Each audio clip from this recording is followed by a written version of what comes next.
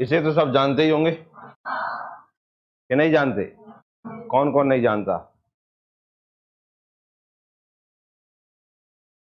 कौन नहीं जानता? आप नहीं जानती? जानती हैं। हम उससे हाथ ऊपर कर रही हैं आप। क्या है ये? क्या है ये?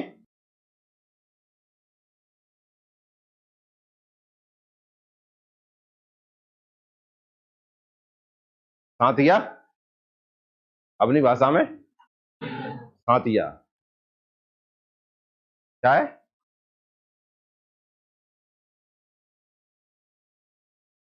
कर दिए मैंने। सही बनाया ना मैंने?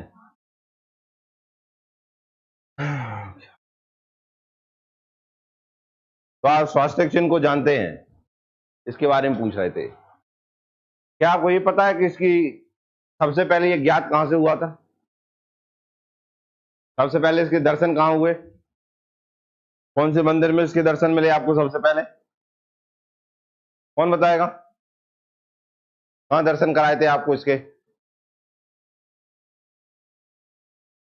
आपने करे दर्शन सबसे पहले? ये है वो भले मनुष्य जिन्होंने सबसे पहले काय के दर्शन करे? स्वास्थ्य चिन्ह के। आपने करे थे? सिंधु सभ्यता। कौन सी सभ्यता में? सिंधु सभ्यता की देन है स्वास्थ्य चिन्ह। किसकी देन है? हड़प्पा सभ्यता। सिंधु सभ्यता नाम तो सुना है। वहीं पे खोज हुई थी काय की? इन प्रश्न ये उठता है कि वे धार्मिक तो थे ही नहीं, मंदिर एक मिला नहीं सिंधु सभ्यता में। सिंधु सभ्यता में एक भी मंदिर नहीं मिला, तो सिंधु सभ्यता के लोग भगवान तो मानते ही नहीं थे। वो तो जिंदे भगवान मानते थे। जिंदे भगवान मतलब प्रकृति। क्या? जैसे पानी है मतलब नदी, पेड़, सूरज, चंद्रमा, धरती, आकाश, इन्हें मानते थे वो। फसल। समझ में आ रहा है कि नहीं आ रहा? लेकिन मंदिर एक भी नहीं मिला, क्योंकि मूर्ति पूजा नहीं करते थे। अकेले उनका एक ही मंदिर पशुपति। तो पशुपति में पशु आ गया ना, तो कुंवर वाला बैल मानते थे वो। लेकिन उन्होंने खोज करी स्वास्थ्य चिन्ह की। तो जब वो इतने ज्यादा भक्ति में लीन नहीं है तो स्वास्थ्य चिन्ह कहां से लेके आ गए वो? प्रश्न ये उठता है। तुमने कभी पूछा उनसे? हड़प्पा सभ्यता के लोगों से पूछा तुमने स्वास्थ्य चिन्ह कहां से लेके आए? तुम बता पाओगे कहां से आ पाया? कौन बताएगा?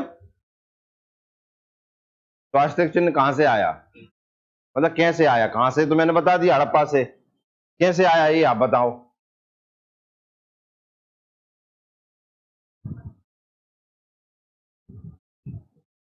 ना। थोड़ा तो नो तो नहीं बता रहा भैया। किसी को पता? देखो, दो स्टोरी प्रचलित है स्वास्थ्य चिन्ह के प्रति। कितनी? दो। एक स्वास्थ्य चिन्ह की जो कथा प्रचलित है वो वैदिक सभ्यता से चलती है। कहां से? वैदिक सभ्यता। अब वैदिक सभ्यता मतलब सारे भगवान आ गए। इंद्र, अग्नि, आकाश देवता, सारे सारे भगवान, ब्रह्मा विष्णु महेश सब आ गए। एक वहां से चलती है कथा। कहां से? तो पहले मैं आपको वैदिक सभ्यता की कथा सुना देता हूं, शायद तुमने ना सुनी। तुम्हें पता है वैदिक सभ्यता में, देखो, स्वास्थ्य चिन्ह तो हिंदू सभ्यता में ही मानते हैं कि नहीं? मतलब सनातन धर्म में ही मानते हैं। ओ हाँ। लेकिन इसका सनातन धर्म मतलब वैदिक सभ्यता में ये कहां से आया, कहां से इसकी स्टोरी का पता चलता है, आपको पता है क्या? नहीं। मैं बताता हूं क्या हुआ था। कि आपने अगर देखा हो या सुना हो, शंकर जी ने, भगवान शंकर को तो जानते ही होंगे, पहचान है का?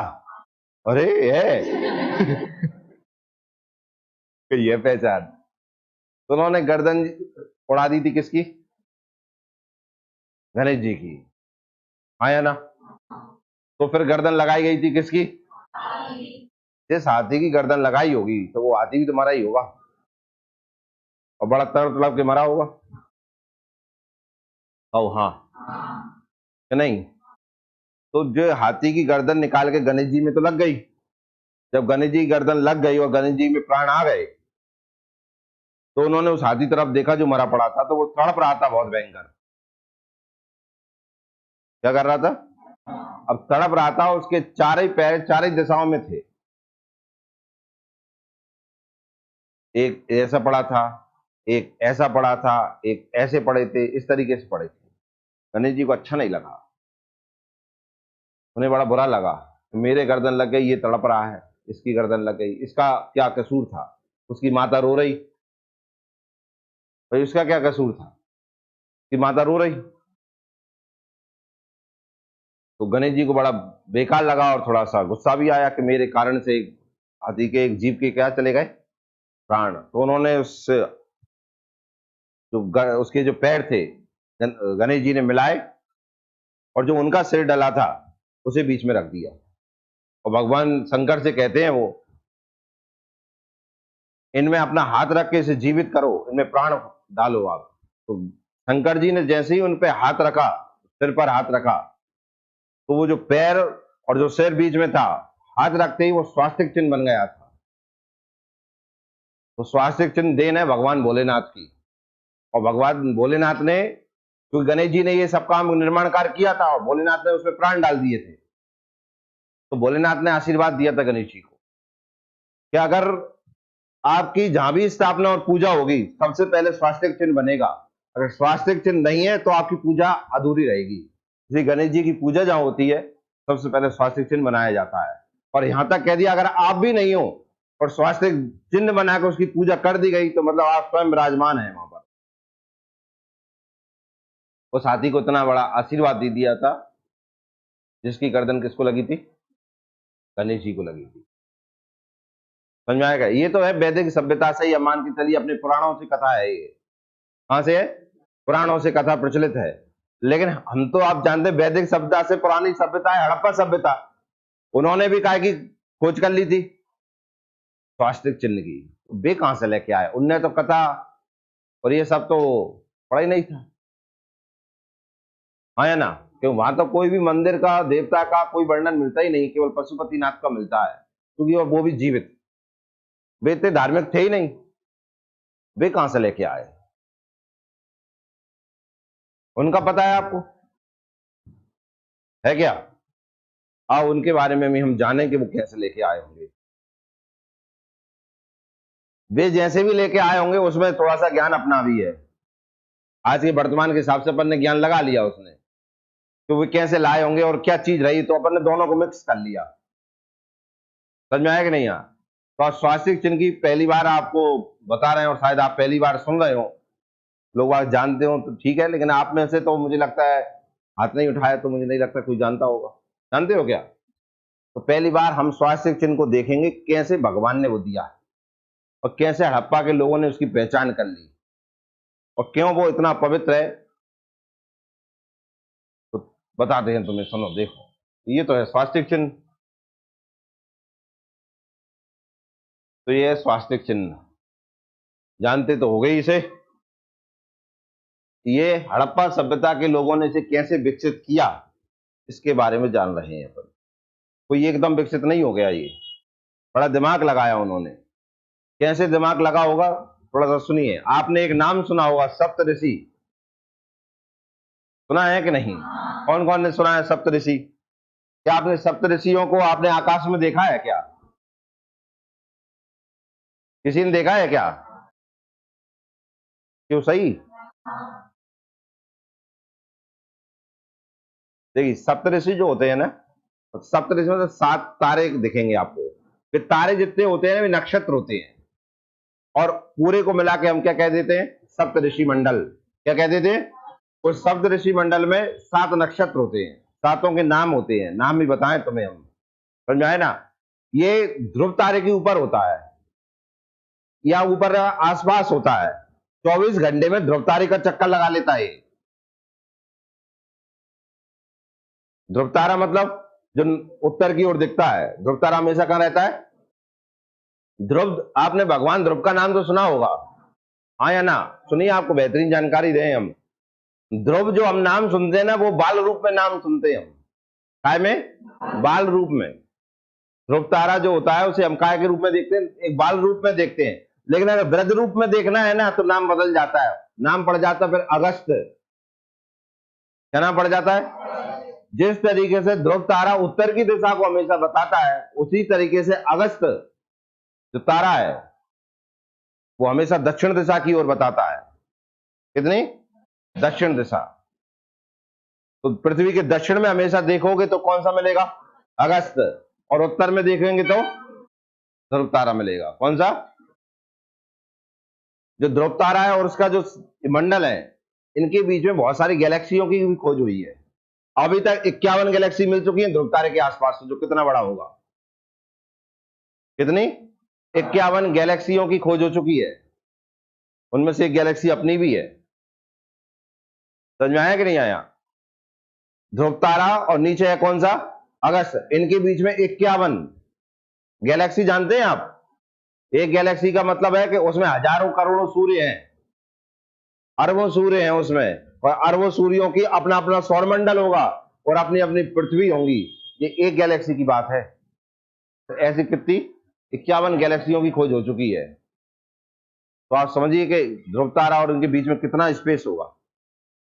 समझ में आया कि नहीं आया? तो ध्रुव तारे के प्रश्न चिन्ह की आकृति के समान होता है, ऐसा ऐसा ऐसा, इस तरीके का। बताएं, देखो ये दिख रहा है आपको? ये दिख रहा है, ये है सप्तऋषि। दिखा कि नहीं? ये है ध्रुव तारा। कौन सा है? ये ध्रुव तारा के ऊपर क्वेश्चन मार्क की आकृति है ना, ये ऐसा लग रहा है कोई व्यक्ति पेट के बल डला हो। हाँ है ना? ऐसा डला होगा नहीं? भाई ये सिर है देखो, और ये डला है, उसके ये पैर है, पूछ, तो ये डला है कि नहीं डला है? ऐसा तो 1 2 3 4 5 6 7, तो सप्तऋषि हो गए। बोलो हाँ। दिख रहे हैं कि नहीं? गिनाऊं आ रहे हैं? गिनाऊं आ रहे हैं कि नहीं आ रहे? एक छोटा सा तारा इसके नजदीक भी रहता है, छोटा सा तारा रहता है। कभी आकाश साफ हो, अभी तो नहीं होगा, अभी तो बरसात का मौसम है, मौसम साफ हो तब आप ऊपर देखना, ध्रुव तारा उत्तर की दिशा की ओर होगा तो उत्तर की दिशा में देखना आप, उसके आसपास ऐसा बना होगी आकृति। समझ में आया कि नहीं आ रहा है? तो इस वाले तारे के पास में देखने एक छोटा सा तारा चमक रहा हो, वो कौन सा होता है वो ही बताऊंगा मैं आपको। ये समझ में आया कि नहीं आया? लगा है। अब देखिए, अगर इनके यहां से इन्हें देखा जाए, यहां से, तो ये कौन कौन से नाम होते हैं मैं आपको नाम बता रहा हूं। ये नक्षत्र है 7। कितने? 7 नक्षत्र है, तो इन्हें कहते हैं हम 7 ऋषि। कितने? 7 ऋषि के नाम, इसका नाम पड़ जाता है क्या? सप्त ऋषि। तो सप्त ऋषि का मंडल है ये, तो ध्रुव तारे के पास में रहता है। तो देखिए आप, ये जो रहता है ये पहला, जैसे इनकी अगर एक तरीके से बना दिया जाए, ये इस तरीके से देखिए लाइन बन जाती है, प्रश्न चिन्ह जैसी लाइन दिख रही है आपको? हाँ या ना? देख पा रही है कि नहीं? अब इनके एक एक के नाम देखते हैं। जैसे ये लाइन बन गई ना, प्रश्न चिन्ह, अब ये प्रश्न चिन्ह ऐसा घूमता है चारों तरफ, 24 घंटे में एक चक्कर लगा लेता है इसके। कितने घंटे में? 24 घंटे में। देखते जाना, हम सप्त ऋषियों से स्वास्तिक चिन्ह ला रहे हैं, ठीक है ना? नाम देखिए आप, पहला जो नक्षत्र होता है उसका नाम होता है ऋषि मारिची। ऋषि है सबके आगे, ऋषि, ऋषि मारिची। कौन से ऋषि? ऋषि मारिची होते हैं। लास्ट देख रहे हैं पहले की ओर, पहला कौन सा है? ऋषि, पढ़ना नहीं आ रहा? क्या है ये? मारिची। समझ में आया ना? दूसरे नंबर पे जो आते हैं उनका नाम है वशिष्ठ। कौन? वशिष्ठ। अब वशिष्ठ जी का नाम तो आपने सुना होगा। कहां सुना? रामायण में सुना। दशरथ जी के कुल पुरोहित थे कि नहीं थे? हाँ या ना? क्यों सही यार?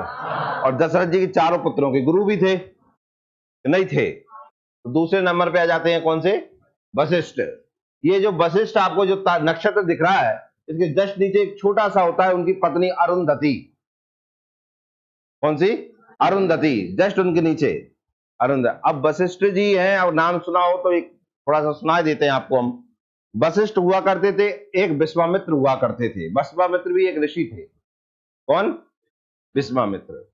और वशिष्ठ जी जो थे ना, वो दशरथ जी के कुल पुरोहित थे। इनको इंद्र भगवान के द्वारा कामधेनु गाय प्राप्त थी। नाम तो सुना होगा, कामधेनु गाय। हाँ या ना? सुना है कि नहीं? क्योंकि विश्वामित्र को ये लगा कि ये कामधेनु तो मेरे पास होनी चाहिए। किसके पास? मेरे पास होनी चाहिए। तो वो वशिष्ठ जी के पास चले गए।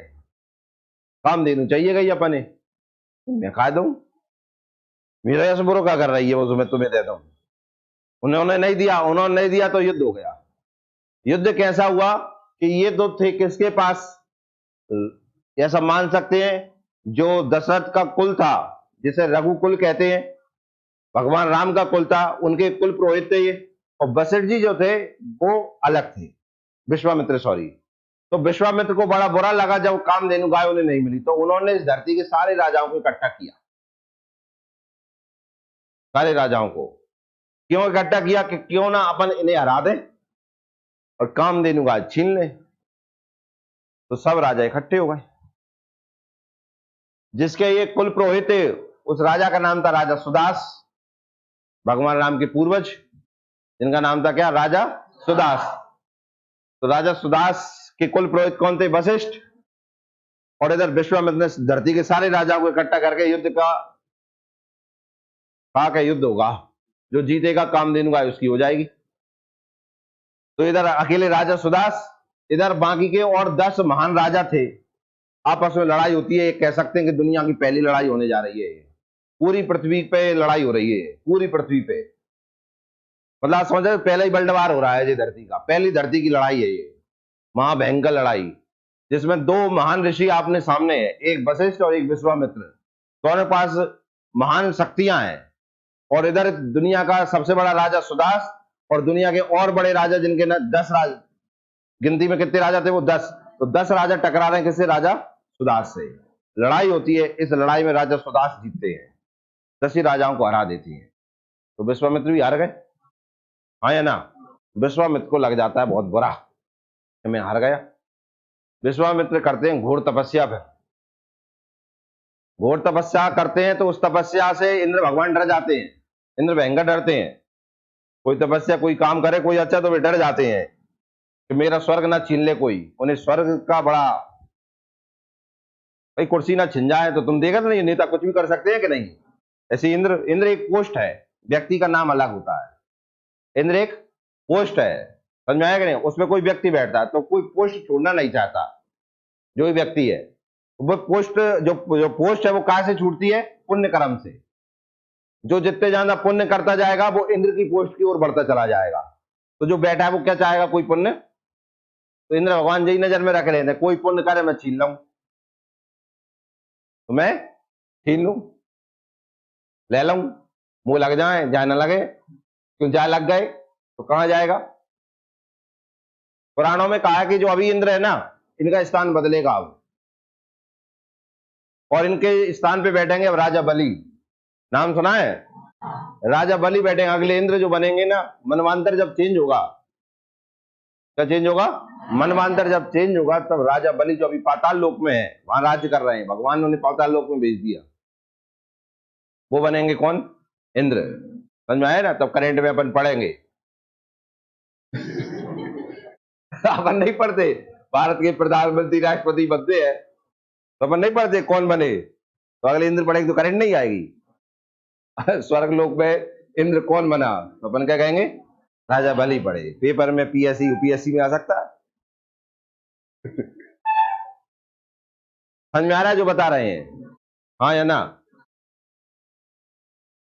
तो किसका बताया मैंने? तो इंद्र भगवान डर गए। उन्होंने कहा विश्वामित्र जी इतनी तपस्या करें कहीं इंद्र कहीं स्वर्ग लोक न मांग ले। तो उन्होंने अप्सरा भेजी, मेनका। नाम तो सुना होगा। किसको भंग करने के लिए? तपस्या भंग करने के लिए। किसकी? समझ में आया कि नहीं आया? हाँ या ना? क्योंकि फिर वो स्टोरी एक अलग है, जो भी जैसा भी है। विश्वामित्र को अपनी शक्तियां प्राप्त होती है, उन्हें अपना समझ आता है, जैसा भी है। इसके कारण विश्वामित्र को जो ज्ञान प्राप्त होता है तपस्या के द्वारा, उसके कारण उन्होंने दुनिया का सबसे बड़ा मंत्र की रचना करते हैं, गायत्री मंत्र की। काय की गायत्री मंत्र, जो कहाँ में लिखा है? ऋग्वेद में लिखा है। ऋग्वेद के कौन से अध्याय में लिखा है? तीसरे अध्याय में लिखा है। कौन से में? तीसरे के पहले में, तीसरे में लिखा है। कौन से में लिखा है? तीसरे अध्याय, जो विश्वामित्र के द्वारा लिखा गया, उसमें गायत्री मंत्र का उल्लेख है। काय का उल्लेख? तो गायत्री मंत्र जो आप बोलते हैं, ओम भूर्भुवस्सुः तत्सवितुर्वरेण्यं भर्गो देवस्य धीमहि धियो यो न प्रचोदयात्, किसके द्वारा लिखा है? विश्वामित्र के द्वारा। किसके द्वारा? क्लियर है ना? ये विश्वामित्र ने जब ये मंत्र लिखा था, तो जब आर्य भारत में आए थे, तो भारत में अनार्य रहते थे। भाई जो आर्य नहीं है वे कौन है? अनार्य है। तो अनार्यों को आर्य बनाने के लिए गायत्री मंत्र का उल्लेख करवाया जाता था, बुलवाया जाता था। क्या करवाया जाता था? गायत्री मंत्र बुलवाया जाता कि गायत्री मंत्र बोलो, तुम अनार्य से आर्य हो जाओगे। और जो आर्य थे वे गायत्री मंत्र का उच्चारण करते थे सूर्य की उपासना के लिए। काय की उपासना के लिए? सूर्य की उपासना के लिए। समझ में आ रहा है कि नहीं आ रहा है? आज भी लोग बाग सूर्य पे जल चढ़ाते हैं, तो गायत्री मंत्र का उल्लेख करते हैं कि नहीं? हाँ या ना? तो ये था, ये वशिष्ठ जी समझ में आए कि नहीं आए? फिर अगले आते हैं अंगिरस। इन्होंने ऋग्वेद में एक अध्याय की रचना की है, अंगिरस ऋषि ने। कौन से ऋषि ने? शायद 7वें अध्याय की रचना की है, 7वें 8वें अध्याय की रचना की है। किसने? अंगिरस ने। फिर आते हैं अगले अत्रि, ऋषि अत्रि, नाम सुना होगा इनका भी आपने, ऋषि अत्रि। अगले आते हैं पुलस्य, ऋषि पुलस्य। कौन से ऋषि आते हैं? ऋषि पुलस्य। अगले आते हैं पुलह, ऋषि पुलह। और अगले आते हैं क्रतु, ऋषि क्रतु। ये हैं सप्त ऋषियों के नाम। किसके नाम? सप्त ऋषियों के नाम। तो थोड़ा सा आपको इनके बारे में और बताएं।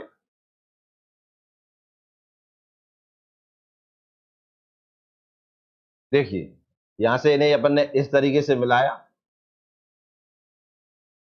क्वेश्चन मार्क बना। इन दोनों का जो अंतर है ना, किसका? क्रतु और पुलह का। किसका? क्रतु और पुलह के अंतर को अगर 5 गुना कर दिया आपने, क्या?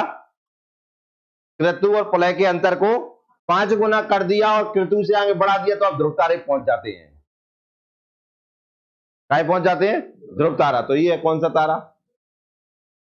ध्रुव तारा या ध्रुव नक्षत्र। ये ध्रुव तारा आ गया। हाँ या ना? सप्तऋषियों के नाम पता चले आपको? पहला नाम, दूसरा नाम, तीसरा, फिर फिर फिर और फिर क्रतु। ये नाम है सप्तऋषियों के। क्लियर है? अब ये देखिए, ये जो मैंने आपको बताया अभी, ये इसकी परिक्रमा करता है। किसकी? ध्रुव तारे। अलग अलग ऋतु में आपको अलग अलग जगह पे देखने को मिलेगा। ये कभी यहां मिलेगा, कभी यहां मिलेगा, कभी यहां मिलेगा, कभी यहां मिलेगा। समझ में आया कि नहीं? भाई चक्कर लगा रहा है, ब्रह्मांड बहुत बड़ा है। तो अलग अलग ऋतु में, 4 ऋतु में पड़ती है। हाँ या ना? भाई बसंत ऋतु, शरद ऋतु, शीत ऋतु, ग्रीष्म ऋतु। हाँ या ना? इनमें अलग अलग समय पे हमें अलग अलग जगह पे देखने को मिलता है। कौन? सप्तऋषि मंडल। समझ में आया कि नहीं आया? हाँ या ना? बसंत ऋतु में यहां देखने को मिलता है। कौन सी ऋतु में? बसंत ऋतु में। देखिए, ये बसंत ऋतु में यहां देखने को मिलता है। दिख रहा है आपको या नहीं दिख रहा है? ये दिख रहा है आकृति ऐसी? ये बसंत ऋतु में यहां देखने को मिलता है। एक आदमी उल्टा डला है, ऐसी आकृति है या नहीं है? ओ हाँ। आगे देखिए, इसमें अगला देखने को मिलता है, ये दिख रहा है कि नहीं? कोई व्यक्ति सीधा क्वेश्चन मार्क बिल्कुल लगा हुआ है। ये मिलता है हमें कौन सी ऋतु में? शीत ऋतु में। कौन सी ऋतु में? शीत ऋतु में। फिर दिखता है हमें ये व्यक्ति ऐसा डला है, बिल्कुल इस तरीके से डला है कि नहीं डला है? ये देखता है हमें कौन सी ऋतु में? शरद ऋतु में। कौन सी ऋतु है? शरद ऋतु में। फिर एक और मिलता है हमें इस तरीके से, शीर्षासन हो रहा है, नीचे सिर है, ऊपर पैर है। ये मिलता है हमें कौन सी ऋतु में? ग्रीष्म ऋतु में। कौन सी ऋतु में? ग्रीष्म ऋतु में। दिख रहे हैं का या नहीं दिख रहे?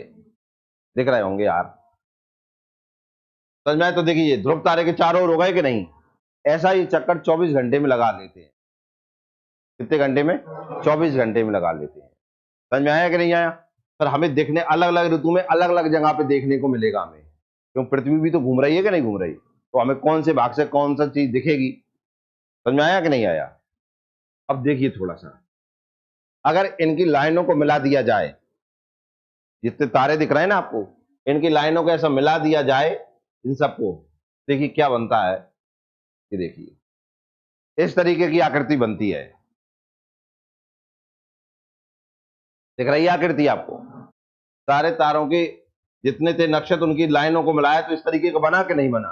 और अगर इनके प्रत्येक पहले भाग से ध्रुव तारे की ओर बढ़ा जाए, कौन सी ओर? ध्रुव तारे की ओर बढ़ा जाए, तो एक चीज का निर्माण होता है, स्वास्तिक चिन्ह का। देखिए समझ में आया कि नहीं आया? तो आप देखिए यहां से स्टार्ट करें तो इस तरीके का बनता है, यहां से स्टार्ट करें तो इस तरीके का बनता है, यहां से स्टार्ट करें तो इस तरीके का बनता है, यहां से स्टार्ट करें तो इस तरीके का बनता है। ये निर्माण होता है काय का? स्वास्तिक चिन्ह का। तो ऐसा हम अनुमान लगा सकते हैं कि हड़प्पा के लोगों के पास लाइट माइट तो थी नहीं, रात में सो रहे हैं और इसकी ओर देख रहे होंगे, तो उन्होंने एक आकृति की रचना की होगी उन्होंने, ठीक है कि ये मंडल पे उनकी नजर पर, अब मंडल मंडल तो जानते ही नहीं थे, वो तो एक आकृति को देखा होगा उन्होंने, हाँ या ना? अलग अलग देशों में इनके अलग अलग नाम है। हमारे इधर इसको क्या कहते हैं? सप्तऋषि मंडल कहते हैं। क्या कहते हैं? अमेरिका में इसको बड़ा चमचा कहते हैं। क्या कहते हैं? बड़ा चमचा। भालू कहते हैं, बड़ा भालू। अलग अलग जगह पे अलग अलग नाम है इनके, समझ में आया कि नहीं? अमेरिका, कनाडा वगैरह, यहाँ पे ये बड़ा भालू कहते हैं, वहीं पे बड़ा चमचा भी कहते हैं इसे। समझ में आ रहा है कि नहीं आ रहा? अलग अलग जगह पे अलग अलग नाम है। इसमें भालू की संरचना निकल के आ जाती है, समझ में आया ना? अंदर की जो हमारे जैसे हम जो खड़े हैं ये अलग बात है, हड्डियों का अगर देखा जाए स्ट्रक्चर अलग होगा कि नहीं होगा? ऐसे ही इसके ऊपर एक भालू का चित्र बनाएंगे ना तो बन जाता है, इस पूरे के ऊपर बनाए तो। समझ में आया कि नहीं आया? ये है इस तरीके से काई खोज हुई है। अब आप बताइए, सप्त ऋषियों के कारण से और नक्षत्रों के कारण से ये बना है, तो अपने आप पवित्र हो गया कि नहीं? और बीच में आ गया क्या? ध्रुव तारा। ध्रुव तारा का मतलब, स्वास्थ्य का मतलब क्या होता है? आरोग्यवान। क्या होता है? स्वास्थ्य चिन्ह बनाकर हम पूजा करते हैं, उसका सीधा सा मतलब है कि हमारे अंदर रोग ना आए। क्या ना आए? रोग ना आए, आरोग्यवान रहे, मतलब रोगों से दूर रहे हम। इसलिए स्वास्थ्य चिन्ह का प्रयोग घरों में बनाया जाता है, जिससे कि नेगेटिव एनर्जी दूर हो गई, कौन सी एनर्जी आए? Positive energy. आरोग्यवान का मतलब पॉजिटिव एनर्जी। पहले पढ़ो कछु कि नहीं? समझ में आया कि नहीं? और फिर मैंने आपको बताया वैदिक सभ्यता में, पुराणों में, आपको शिव पुराण में ये मिलेगा। गणेश जी और शंकर जी की बात कर रहा हूं तो शिव पुराण में ही पता चलेगा कि नहीं? वहां ये गणेश जी के सिर के ऊपर से आगे की कथा में ये पता चलता है कि स्वास्थ्य चिन्ह कैसे बना। बाकी हड़प्पा का कैसे बना होगा वो मैंने बता दिया आपको। हड़प्पा भगवान और इनको वो तो मानते नहीं थे, वो तो अकेले एक ही मानते थे, पशुपति, और वो भी जिंदे, कुबड़ वाला बैल। तो उन्होंने तो क्या है, रात में सो रहे हैं, रात में सो रहे हैं तो तारे ही तो दिखेंगे, तारों में ही अपनी आकृति बनाते फिर रहे हैं, कोई सी ना कोई सी।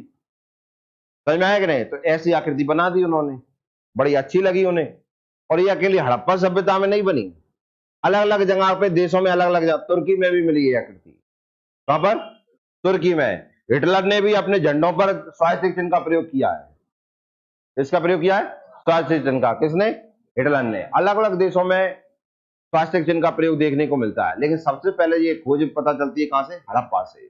हड़प्पा के लोगों ने कैसे पता किया होगा तो मैंने थोड़ा सा आपको बता दिया है, बाकी किताब में लिखा नहीं मिला, ये तो अपने अनुमान है। बहुत सारे इतिहास की बातों का केवल अनुमान के आधार पर लगाया जाता है। भाई हड़प्पा सभ्यता की किताबों, ग्रंथ जो मिले, सॉरी, जो लिखित अभिलेख साक्ष्य मिले बिना तो पढ़ाई नहीं गया ना, तो अनुमान लगा सकते हैं ऐसे। पर इतना जरूर पता चला है कि स्वास्थ्य चिन्ह की खोज कहां से हुई है? हड़प्पा से। कैसे हुई है थोड़ा सा बता दिया। पल्ले पढ़ा तुम्हें कि नहीं? समझ में आया कि नहीं आया? इस तरीके से अपना ये आ गया।